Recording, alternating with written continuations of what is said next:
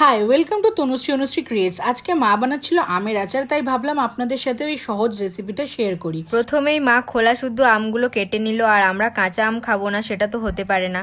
তাই আমি আর দিদি একটু কাঁচা আম খেয়ে নিলাম। তারপর একটু নুন আর হলুদ মাখিয়ে নিল আমে। তারপর কড়াইয়ে বেশ কিছুটা সর্ষের তেল গরম করে তাতে দিল 5 ফোড়ন আর শুকনো লঙ্কা।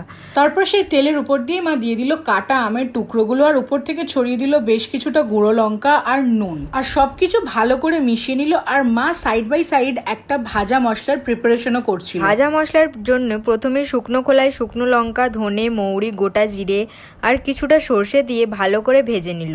তারপর মশলাটা ঠান্ডা হয়ে গেলে মিক্সার গ্রাইন্ডারে গুঁড়ো করে নিল। আর তারপর যা সুন্দর গন্ধ বেরোচ্ছিল তা বলার মতো নয়। আর সাথে সাথে কড়াইয়ের আমটাকে নাড়াতে ভুললে কিন্তু একদমই চলবে না। তারপর মা দিয়ে দিল বেশ খানিকটা চিনি। আমটার সাথে চিনিটা খুব ভালোভাবে মিশিয়ে নিতে হবে। চিনি যখন গলে যাবে তারপর মা দিয়ে দিল 1 চামচ মতো ভিনিগার।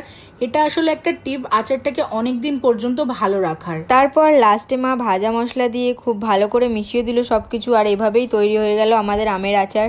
তারপর আমি আর বোন একটু গরম গরম আচার টেস্ট করে নিলাম, যদিও গরম আচার অতটা ভালো লাগে না, কিন্তু তা হলেও। তারপর আর কি, আচারটা ঠান্ডা হয়ে গেলে একটা কাঁচের বয়ামে ভরে রেখো। আর আমার মায়ের আমের আচারের রেসিপি কেমন লাগলো নিশ্চয়ই জানিও।